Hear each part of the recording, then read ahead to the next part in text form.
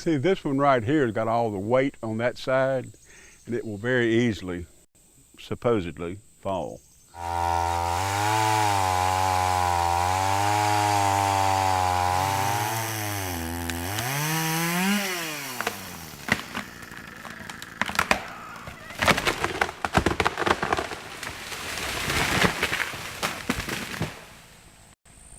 I have never cut a tree down this poorly.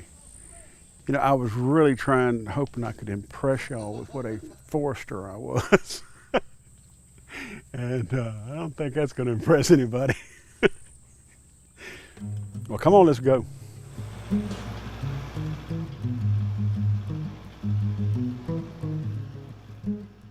I never wanted to be the best chair maker in the world. I wanted to make the best chair that Greg Harkins could make. I've made chairs for Ronald Reagan, Jimmy Carter, Bill Clinton, George Bush Sr., and George Bush Jr. I'm known for making a fine rocking chair, an indestructible rocking chair. I got started chair making. I moved to my great-grandparents' house, great-great-great-grandparents' house, just as something to do between college and graduate school. Met this old man that built chairs, and 3.5, 4 years later, I was standing there one day and I was thumbing my chisel, and I was thinking, doggone, I have missed graduate school.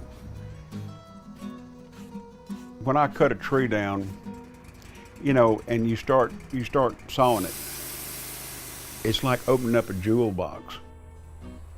Every board has got something else about it. And you know, the next 2 or 3 cuts off of that board are going to be breathtaking. It gives me a high.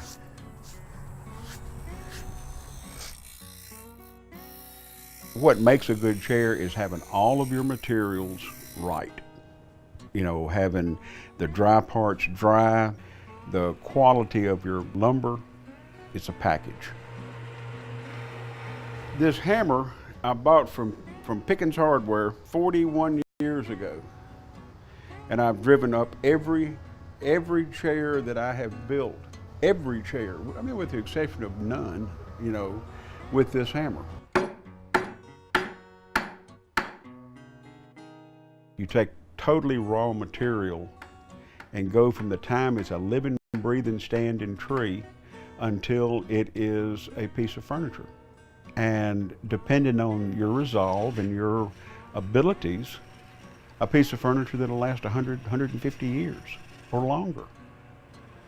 It's like a religious experience.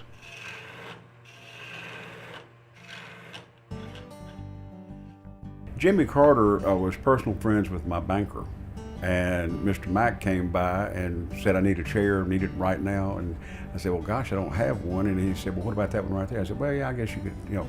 I didn't want my banker to think I didn't have any business. But, you know, so he took that off to Plains, Georgia. I didn't know anything about it for about 3 or 4 years, that's where it went. The second chair for Ronald Reagan, my mother got a phone call from Nancy Reagan, and my sweet little mama thought that it was somebody playing a joke on her. And she said, no, this is Nancy Reagan. And then she finally realized, I said, well, wait a minute, this is Nancy Reagan, you know, like that. And, you know, they invited me to the ranch to bring a chair out there and all that. And I had never had so much business before in my life. It is actually a testimony to the greatness of this country that a guy in the South working out of a little milk barn has access to the President of the United States. I feel humbled by it. I had the opportunity to do a very unique thing with my life, and I did it. I feel so blessed. I can't describe it. I intend on building chairs till the day I die. And as long as my chairs survive, a part of me will be here.